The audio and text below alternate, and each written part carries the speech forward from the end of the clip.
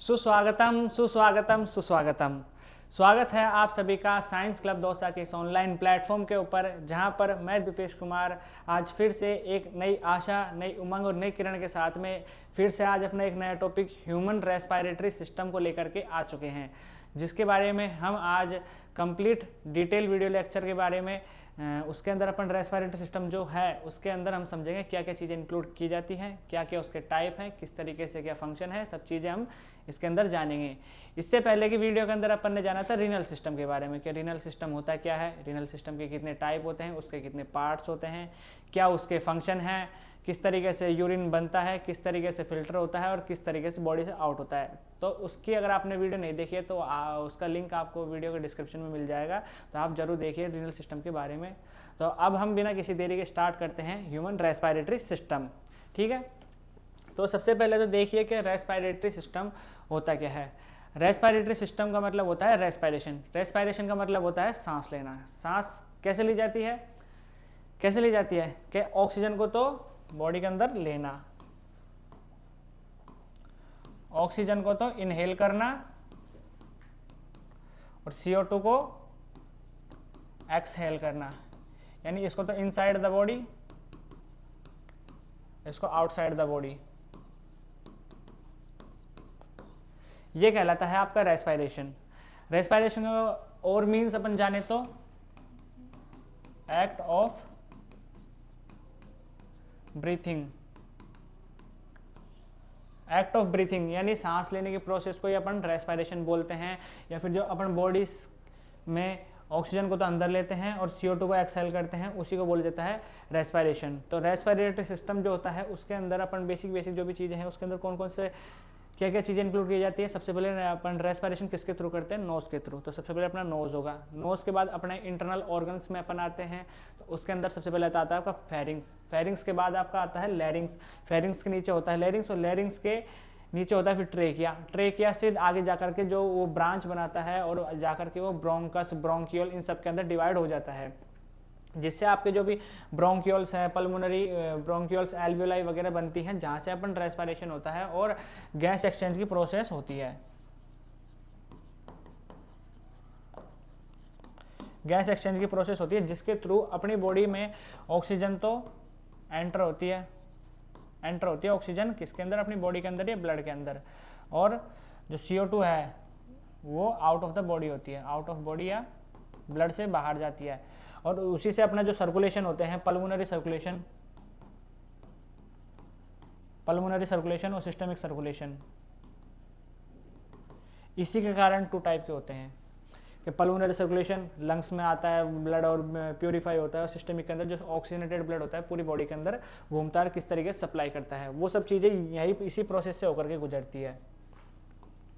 ठीक है, अब अपन स्टार्ट करते हैं रेस्पिरेटरी सिस्टम। रेस्पिरेटरी सिस्टम का मतलब होता है process of exchange of oxygen from the atmosphere with carbon dioxide produce by the cell. इसका मतलब होता है कि वह प्रोसेस जिसके अंदर अपन जो ऑक्सीजन और कार्बन डाइऑक्साइड है उसका एक्सचेंज करवाते हैं, किस तरीके से कि ऑक्सीजन तो किस तरीके से हो रही है, ऑक्सीजन एटमॉस्फेयर से अपनी बॉडी के अंदर आ रही है, यानी सेल के अंदर आ रही है, और जो CO2 है वो प्रोड्यूस हो रही है बॉडी से, और बॉडी से बाहर की तरफ जा रही है, यानी एनवायरनमेंट के अंदर जा रही है, उसी को आपको बोला जाता है रेस्पिरेशन या फिर आपकी ब्रीथिंग। ठीक है, या फिर आपको एक और डेफिनेशन बताइए, एक्ट ऑफ ब्रीथिंग, इसी को बोला जाता है आपके रेस्पिरेशन, या फिर रेस्पिरेशन आपको बोल सकते हैं और किस चीज को,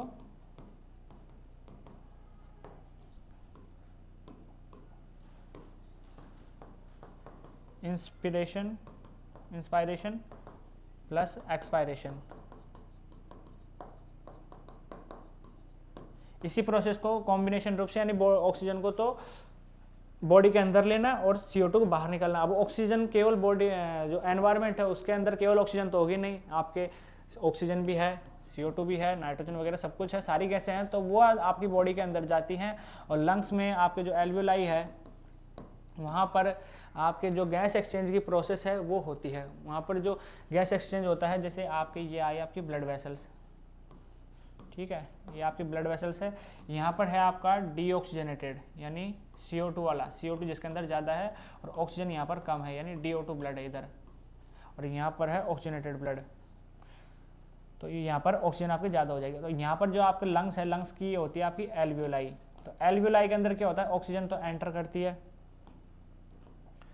आपकी ऑक्सीजन ने तो क्या किया, एंटर किया। यहाँ से आपकी CO2 आई, तो यहाँ पर एक प्रोसेस होती है डिफ्यूजन प्रोसेस। कौन सी प्रोसेस होती है, डिफ्यूजन, डिफ्यूजन प्रोसेस होती है। तो उसमें जो आपकी ऑक्सीजन है वो तो आपकी एल्वियोलाई से लेकर के बॉडी के अंदर आ जाती है, और जो आपकी CO2 बॉडी से, यानी आपके जो ब्लड से है वहाँ से होकर के एल्वियोलाई में जा करके और वहाँ से लंग्स के थ्रू एक्सक्रीट आउट हो जाती है बॉडी से। उसी को बोला जाता है आपके रेस्पिरेशन की प्रोसेस है, यानी प्रोसेस ऑफ गैस एक्सचेंज। एक दूसरी भाषा में कहे या फिर दूसरे लैंग्वेज में कहे तो अपन कह सकते हैं प्रोसेस ऑफ गैस एक्सचेंज।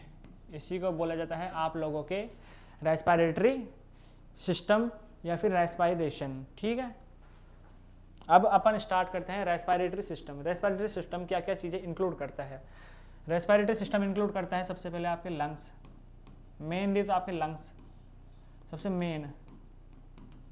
उसके अलावा आपके करता है नोज, दूसरा करता है आपके फेरिंग्स, तीसरा करता है आपके लैरिंग्स,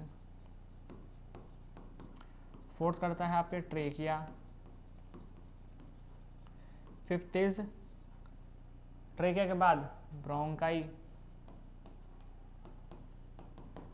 नोज का मतलब नाक, फेरिंग्स, लैरिंग्स, ट्रेकिया और ब्रोंकाई। ब्रोंकाई के भी कई सारे पार्ट होते हैं, primary bronchi, secondary bronchi, tertiary bronchi and the fourth is terminal bronchi, respiratory bronchioles. कई सारे इसके ब्रोंकाई के भी, ये ब्रोंक्यूल्स के भी पार्ट होते हैं। जो रेस्पिरेटरी सिस्टम होता है उसके अंदर, उसके सबसे पहले अपन क्लासिफिकेशन की बात करते हैं, क्लासिफिकेशन या ऑर्गन्स के बारे में। ऑर्गन्स कौन कौन के इंक्लूड किए जाते हैं। ऑर्गन्स वही आपके, वही अभी जो बताया आपको, नोज, फेरिंग्स, लैरिंग्स,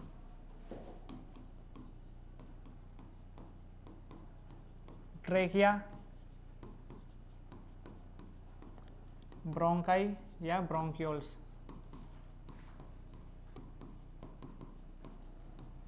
और आपका सबसे मेन लंग्स। ठीक है, लंग्स। क्लासिफिकेशन क्या, रेस्पिरेटरी सिस्टम को का क्लासिफिकेशन क्या है, उनको कितने पार्ट्स में डिवाइड किया गया है। तो सबसे पहले तो हम बात करते हैं उसके स्ट्रक्चर के हिसाब से कि उसका स्ट्रक्चर किस तरीके का है। जो उसका स्ट्रक्चर है उसमें दो चीज़ें इंक्लूड की जाती है, इसमें इसके आधार पर इसको दो में बांटा गया है, upper respiratory zone, upper respiratory यानी ऊपर की तरफ, यानी जो आपका रेस्पिरेटरी सिस्टम है, बात करें तो आपका जो रेस्पिरेटरी सिस्टम है इसमें तो एक ऊपर वाले पार्ट के अंदर क्या क्या चीज़ें आएंगी, लोअर वाले पार्ट के अंदर क्या क्या चीज़ें आएंगी। ठीक है, तो देखिए आपके क्लासिफिकेशन, अपर रेस्पिरेटरी और दूसरा आपके है lower respiratory.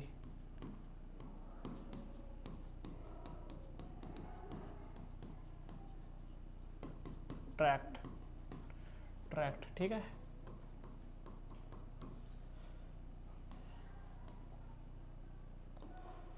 Upper respiratory tract यानी ऊपर ऊपर के में क्या क्या चीज़ आएंगे। सबसे पहले आपके सबसे ऊपर में क्या रहता है, नोज, जहाँ से सबसे ऊपर तो नाक ही है आपके। उसके बाद आती है आपकी फेरिंग्स, उसके बाद आता है आपके लैरिंग्स। ये तीन चीज़ें होती है जो आपके अपर रेस्पिरेटरी ट्रैक्ट के अंदर इंक्लूड की जाती है। देन बात करते हैं अपन लोअर रेस्पिरेटरी ट्रैक्ट के बारे में। इसके अंदर आपके आता है ट्रेकिया, ब्रोंकाई,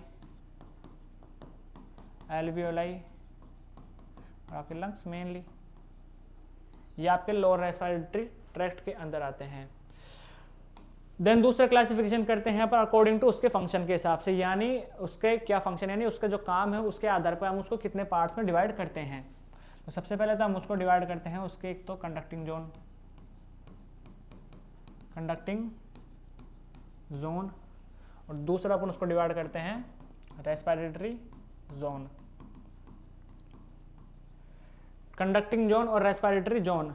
कंडक्टिंग जोन वो जोन होता है जिसके अंदर जो ऑक्सीजन है आपकी बॉडी से और एनवायरनमेंट से बॉडी में, यानी एक्सचेंज ऑफ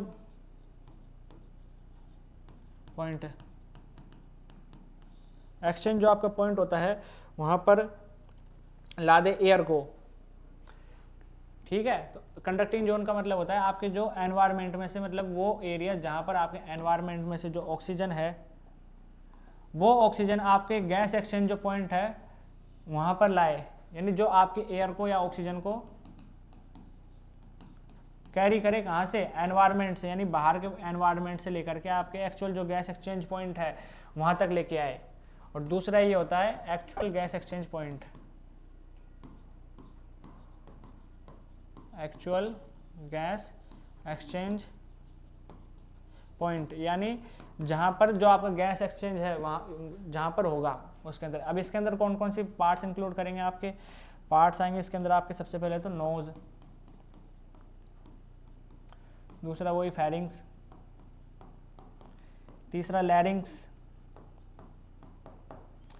फोर्थ आपका ट्रेकिया और आपके ब्रोंकाई। ब्रोंकाई में भी कौन से, इसके भी अलग अलग टाइप होते हैं। सबसे पहले आपके ब्रोंकाई के अंदर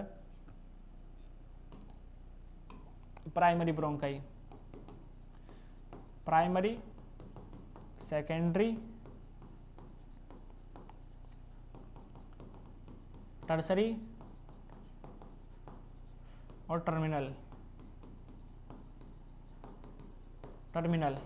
ये तीनों तो ब्रोंकाई और ये ब्रोंकियोल्स।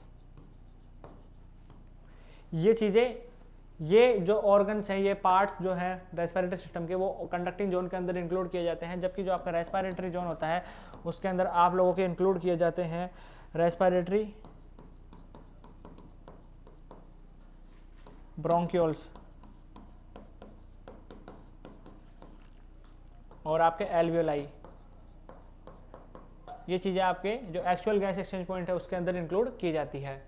तो अपन ने बात की कि जो आपका रेस्पिरेटरी सिस्टम है इसके कौन कौन से पार्ट्स होते हैं। पार्ट्स आपको बता दिए, 5-6 तरह के पार्ट्स होते हैं, nose, pharynx, larynx, trachea, bronchi, alveoli वगैरह।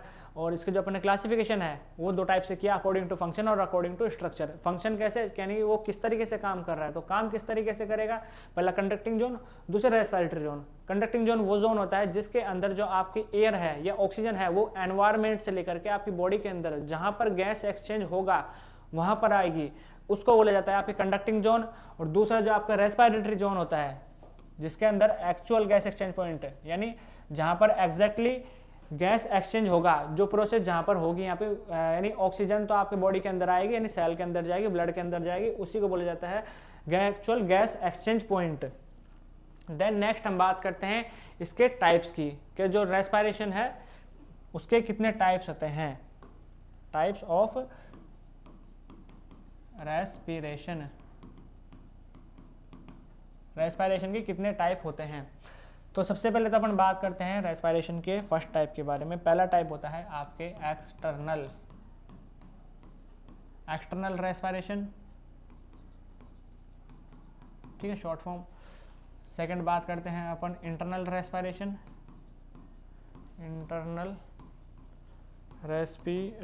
और तीसरा होता है आपका सेल्यूलर रेस्पिरेशन, ठीक है। तो एक्सटर्नल जो रेस्पिरेशन होता है और इंटरनल जो रेस्पिरेशन होता है इसमें डिफरेंस क्या होता है।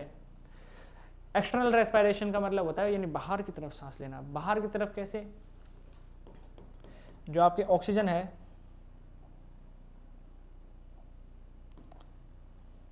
यानी एक्सचेंज ऑफ ऑक्सीजन, ऑक्सीजन जो है आपकी कहाँ से, एनवायरनमेंट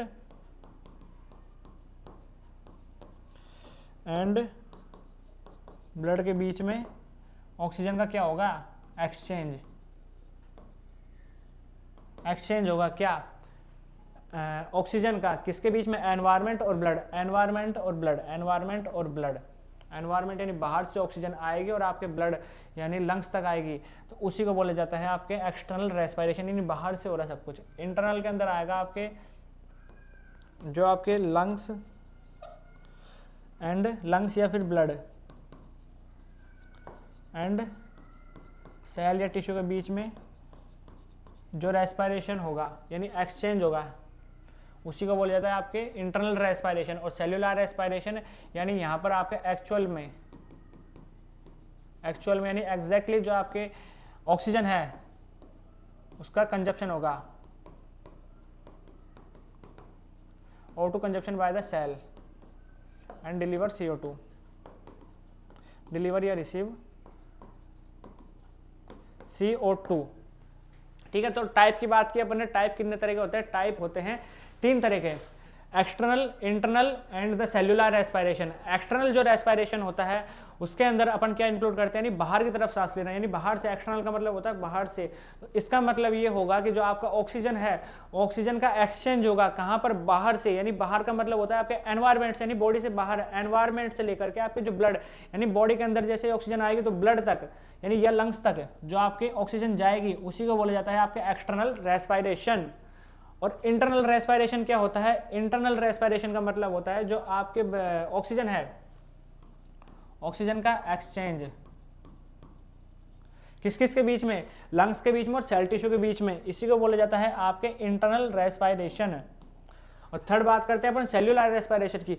सेल्यूलर रेस्पिरेशन का मतलब होता है जो आपके एक्सचेंज हुआ है गैस का, जो ऑक्सीजन आपके सेल टिश्यू तक आई है, तो वो सेल टिश्यू क्या करेंगे? ऑक्सीजन को ले लेंगे और ब्लड के अंदर डाल करके और पूरी बॉडी में सर्कुलेट कर देंगे, पूरी बॉडी तक ऑक्सीजन डिलीवर करेंगी।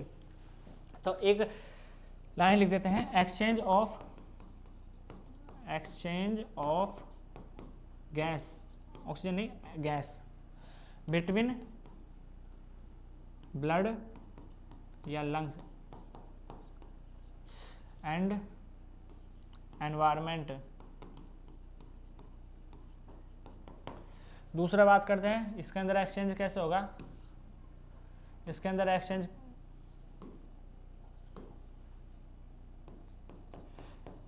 किस किस के बीच में होगा? इसके अंदर एक्सचेंज होगा इसमें ब्लड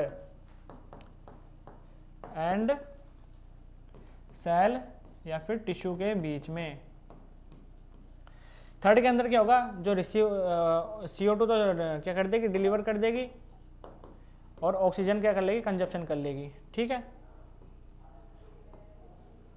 अब बात करते हैं ये क्या है PO2 और PCO2। इसका मतलब है क्या, आपको बताते हैं। ये इसका मतलब होता है PO2 या PCO2, पार्शियल प्रेशर।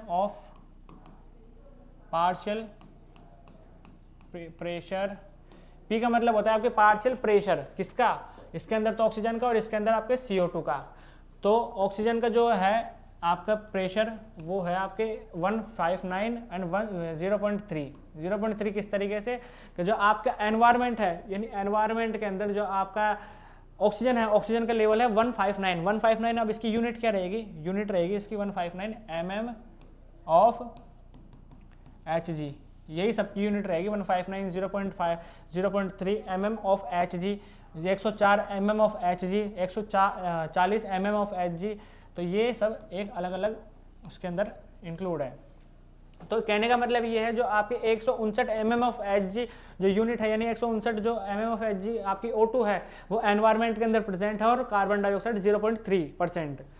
और 104 जो आपके, अब जैसे मान लो आपने ऑक्सीजन आपने सांस लेते ही आपके बॉडी से एनवायरनमेंट से आएगी बॉडी के अंदर, तो थोड़ी थोड़ी रास्ते में आएगी, तो मान लो वो थक जाती है, तो वो एक तरीके से आपकी जो ऑक्सीजन है वो थोड़ी कम हो जाएगी। और CO2 इस तरीके से, CO2 जितना काम करेगी उतनी ज़्यादा बढ़ेगी अंदर जाती। तो CO2 अंदर जाएगी तो एल्वियोलाई के पास जैसे ही पहुंचेगी, क्योंकि एल्वियोलाई में भी गैस एक्सचेंज होगा, तो वहाँ पर पहुँचते पहुँचते वो 104 रह जाएगी ऑक्सीजन, और जो CO2 उसकी CO2 रिसीव करती रहेगी, तो CO2 की लेवल इसमें एल्वियोलाई के अंदर बढ़ जाएगा। और वैसे ही कैपिलरी का मतलब होता है आपके जो लास्ट एल्वियोलाई और जो ब्लड के बीच में जो है गैस एक्सचेंज होता है, उसके अंदर जो आपने एक्सचेंज करवा दिया आफ्टर द ये कब की process? After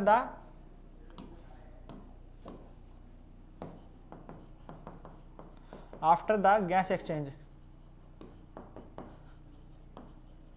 after the gas exchange जो आपकी ऑक्सीजन और CO2 का जो लेवल है वो आफ्टर द गैस एक्सचेंज है ये। क्यों? क्योंकि यहाँ पर तो क्या हुआ, आपके जो एक्सचेंज नहीं हुआ था और यहाँ पर आपका एक्सचेंज हो गया, तो उसने ऑक्सीजन ज़्यादा हो गई, उसके अंदर CO2 कम, ऑक्सीजन तो कम हो गई और CO2 ज़्यादा हो गई।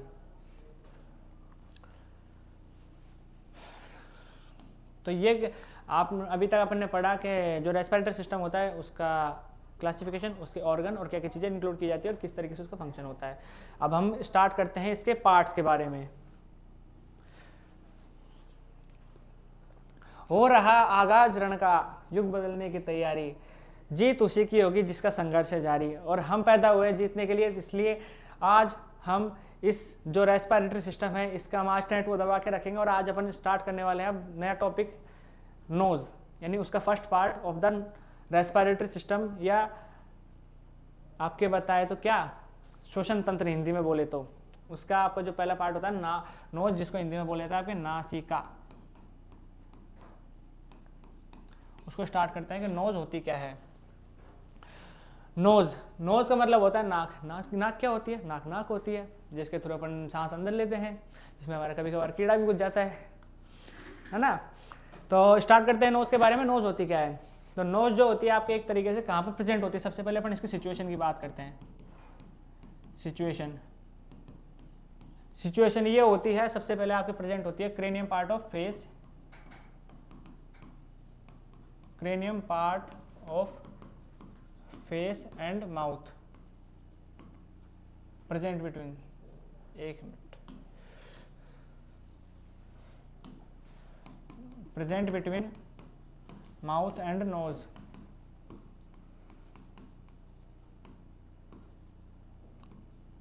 MOUTH, माउथ एंड नोज, यानी आपके जो cranium part of face, nose के बीच में कैसे होगी? नोज नोज ही है खुद ही। Cranium part of mouth and part या फेस, यानी जो आपके फेस है और जो आपका माउथ है उसके बीच में जो प्रेजेंट होती है उसको बोला जाता है नाक। ठीक है, अब बात करते हैं अपने नाक के बारे में। नाक के अंदर क्या क्या चीजें इंक्लूड की जाती है। नाक की अपन बात करें तो सबसे पहले तो मोस्ट प्रोमिनेंट, यानी बहुत आवश्यक, इंपॉर्टेंट एक तरीके से प्रोमिनेंट पार्ट होता है किसका?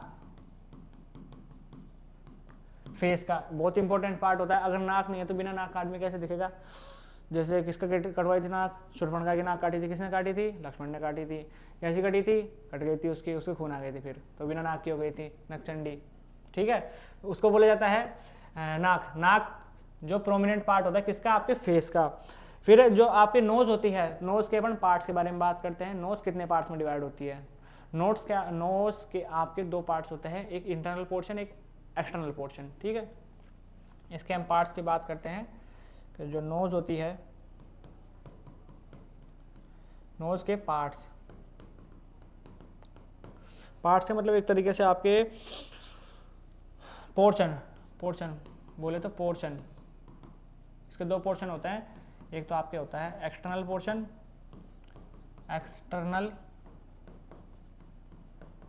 और एक होता है आपके इंटरनल पोर्शन।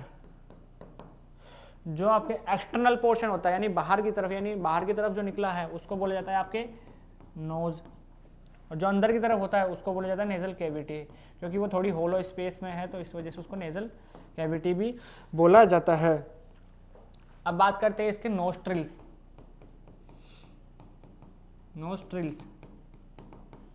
नोस्ट्रिल्स का मतलब होता है एक तरीके से नाक की जो ओपनिंग होती है, यानी ओपनिंग ऑफ नोज, इसको बोला जाता है ओपनिंग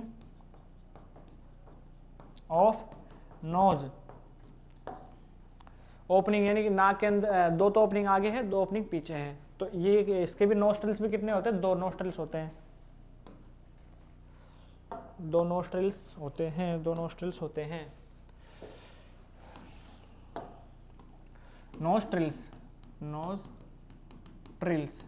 ठीक है, नोस्ट्रिल्स भी कितने होते हैं? दो होते हैं। एक तो एंटीरियर यानी आगे की तरफ, यानी ये दो आगे की तरफ, और पोस्टीरियर, कितने? दो। नंबर में दो दो होते हैं, तो दो एंटीरियर होते हैं और दो पोस्टीरियर होते हैं, जिनको अपन एंटीरियर वालों को तो अपन क्या बोलते हैं, एक्सटर्नली बोल सकते हैं, एक्सटर्नली बोल सकते हैं, और इनको अपन बोल सकते हैं इंटरनली। ठीक है, अब हम बात करते हैं क्या क्या देखा अपन ने नोज के बारे में, अभी तक बात बाद में करेंगे कि नोज कहाँ पर सिचुएटेड होती है। सबसे पहले तो वो सिचुएटेड होती है आपके फेस, आपके जो फेस है और आपकी जो माउथ है, इसके बीच में जो आपका प्रेजेंट है उसको बोला जाता है नाक। मोस्ट प्रोमिनेंट पार्ट होता है नाक का। इसके दो पोर्शन होता है, एक्सटर्नल पोर्शन और इंटरनल पोर्शन। जो एक्सटर्नल यानी बाहर की तरफ जो पोर्शन है उसको बोला जाता है नाक, और अंदर की तरफ जो पोर्शन है यानी इंटरनल जो भी चीज़ें आएंगी इसकी उसको बोलते हैं नेजल कैविटी। नेजल कैविटी के अंदर बहुत सारी जो उसके टाइप पार्ट्स हैं इंक्लूड होते हैं। नोस्ट्रिल्स, नोस्ट्रिल्स होती है उसकी ओपनिंग, यानी दो ओपनिंग तो ये रहे, दो ओपनिंग पीछे की तरफ, जब भी तो अपन सांस ले रहे हैं तो उसके जो होते हैं नोस्ट्रिल्स भी दो होते हैं, एक्सटर्नली और इंटरनली, एंटीरियर पोस्टीरियर। ठीक है, अब बात करते हैं अपन इसके जो नोस्ट्रिल्स हैं, यानी जो आपके नोस्ट्रिल्स हैं। अब अपन ने बात कर ली इसके होल के बारे में, होल बता दिए, नोस्ट्रिल्स बता दिए, इसके जो पोर्शन के बारे में बता दिया, नाक कहाँ सिचुएटेड होती है बता दिया। अब ये बच रहा है इसके बीच वाला पार्ट, कि ये बीच वाला पार्ट होता क्या है। जो बीच वाला पार्ट होता है उसको बोला जाता है नेजल सेप्टम। यानी ये क्या करता है, नेजल सेप्टम का काम होता है डिवाइड द नोज, या फिर nasal septum present between the nose, present between nostrils and divide the nostrils, divide या सेपरेट, सबसे बढ़िया SEPARATE, separate the nose trills. यानी आपके जो नोज हैं तो नोज ट्रिल्स आपके दो हो गए, एंटीरियर दो पोस्टीरियर, एक्सटर्नली इंटरनली। ठीक है, और जो आपका नेजल सेप्टम है ये क्या करता है, सेपरेट करता है किसको, नोस्ट्रिल्स को, नोस्ट्रिल्स को, नोज को नहीं, नोस्ट्रिल्स को, क्योंकि नोस्ट्रिल्स ये हैं ओपनिंग और ये आपके नेजल सेप्टम है। ठीक है, अब हम बात करते हैं नोज के, जो नोज है उसके पार्ट्स के बारे में। नोज के कितने पार्ट्स होते हैं, वो उसका पोर्शन था, ये इसके पार्ट्स है। अब नोज के पार्ट्स सुन लो। सबसे पहले तो नोज की क्या है, एक तो छत है, छत को क्या बोला जाता है, रूफ। सबसे पहले होती है रूफ, दूसरा होगा उसका फ्लोर यानी उसकी सतह, तीसरा होगी उसकी लैटरल वॉल यानी साइड की वॉल, लैटरल वॉल, फोर्थ हो जाएगी आपकी मीडियल वॉल। ठीक है, अब रूफ की अपन बात करते हैं। रूफ कैसी होती है, रूफ का काम क्या है, आपके प्रोटेक्शन करने का। एक तरीके से घर पे भी आपका जो रूफ यानी छत है, यानी मेरे ऊपर भी छत है, तो वो क्या कर रही है, अपन को ऊपर से जो भी कुछ हार्मफुल चीज़ें हैं उनसे बचाने का काम कर रही है एक तरीके से। तो अपन बात करते हैं रूफ के बारे में। रूफ होता क्या है, रूफ जो होता है कहाँ पर होता है, ऊपर की तरफ। ऊपर होगा तो किसको क्या बोलेंगे, सुपीरियर। सुपीरियर पार्ट होता है किसका, नोज का। दूसरा, इसके अंदर कौन कौन सी बोन पाई जाती है, स्फेनोइड एंड एथेमोइड। एथेमोइड बोन से मिलकर ये बनी होती है ना, मेड बाय, ऐसे लिख देते हैं, made by sphenoid and ethmoid bone. Bone के बारे में अपन जो मस्कुलोस्केलेटल सिस्टम है उसमें अपन डिस्कस करेंगे कि बोन कितने तरह की होती है। ये फेशियल और जो भी आपकी फेशियल बोन है, क्रेनियल बोन है, और जो भी आपकी बॉडी के अंदर जितने भी बोन, अपेंडिकुलर सिस्टम है, एक्सियल स्केलेटल जो भी है, उन सब के बारे में अपन जो मस्कुलोस्केलेटल सिस्टम है उसके अंदर डिस्कस करेंगे। अभी तो आपको सिर्फ इतना ध्यान रखना है कि स्फेनोइड बोन, एथेमोइड बोन वगैरह से मिलकर जो आपकी नाक की रूफ होती है ये मिलकर बनी होती है। फ्लोर की अपन बात करते हैं, इन्फीरियर पार्ट होता है, ये इन्फीरियर पार्ट होता है किसका, नोज का। ये किससे मिलकर बना होता है, मेड बाय, यानी नीचे की सतह है। नीचे की सतह किससे अड़ी हुई है, आपके मुंह के अंदर आपकी जो पैलेट यानी तालू है उससे मिलकर, उससे अटैच में है। तो ये किससे मिलकर बनी होती है, soft palate and hard palate से मिलकर ये बनी होती है। क्योंकि नाक ऐसा था नहीं, पीछे पीछे की तरफ इसकी जो सतह है यहाँ से स्टार्ट है और आपकी भी जो आपके तालू अंदर से यहीं से स्टार्ट है। आपके आगे की तरफ तो हार्ड यानी हार्ड पैलेट है और पीछे की तरफ थोड़ी सॉफ्ट पैलेट है। नाक आपकी यहाँ से लेकर के पीछे तक जा रही है, जो आपके इंटरनल होकर के फिर आपके यहाँ फेरिस वगैरह में और सब कुछ होते हुए अंदर जा रही है। ठीक है, लैटरल वॉल की बात करते हैं। लैटरल वॉल का मतलब होता है नहीं, इसके साइड वाली जो दीवारें हैं, इसके अंदर तरफ ये जो दीवारें हैं, ये किस चीज़ से मिलकर बनी है और क्या इनका काम है। ठीक है, लैटरल वॉल का मतलब क्या है, अपन को एक तरीके से वो भी प्रोटेक्शन यानी कवर करके रखती है। तो ये किससे मिलकर बनी होती है, ये भी आपके एक तरीके से साइड में है। तो एक थोड़ा सा आपको पैलेट का भी काम होगा। तो पैलेटाइन बोन से मिलकर बनी है। दूसरी आपकी मैक्सिलरी बोन और तीसरी आपकी लैक्रिमल बोन से मिलकर बनी है। ठीक है, और आपके वही प्रोटेक्शन का काम करती है साइड वाली भी अंदर।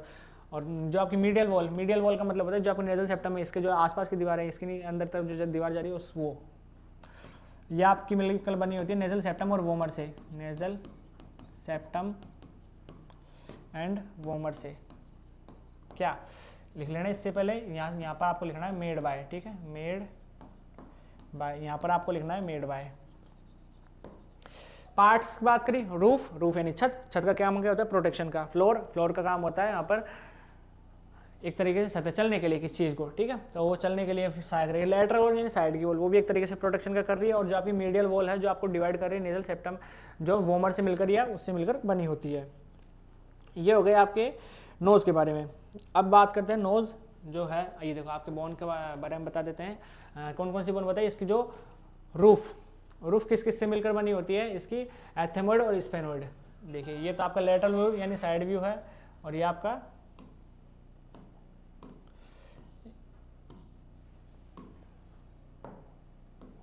ये आपकी एथेमोइड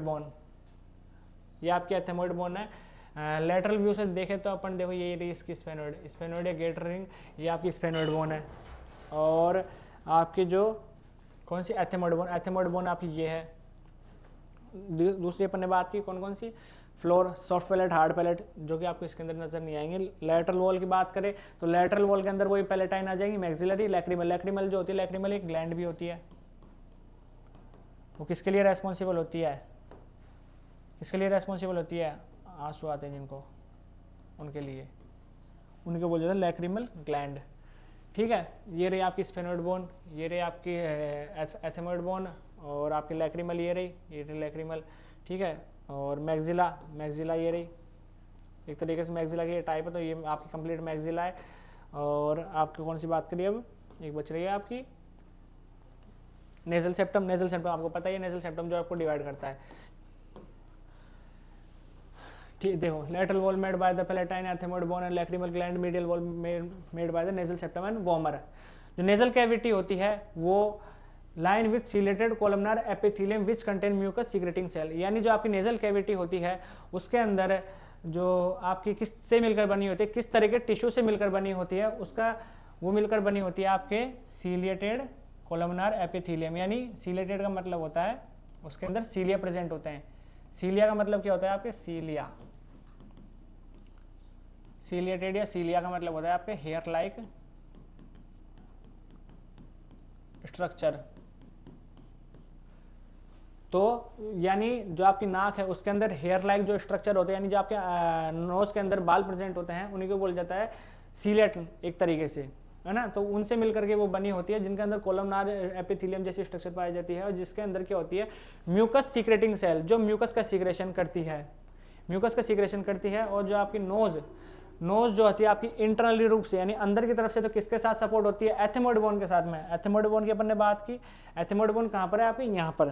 तो ये आपकी एथेमोइड बोन है, तो यहाँ पर आपकी जो एथेमोइड बोन है इससे तो आपकी इंटरनली सपोर्टेड रहती है, और एक्सटर्नली किसके साथ सपोर्टेड रहती है, नेजल बोन के साथ, यानी बाहर की तरफ जो नाक की बोन है इसके साथ में सपोर्ट रहती है। जो नोज है, नोज की दो ओपनिंग होती है, एक्सटर्नली और इंटरनली।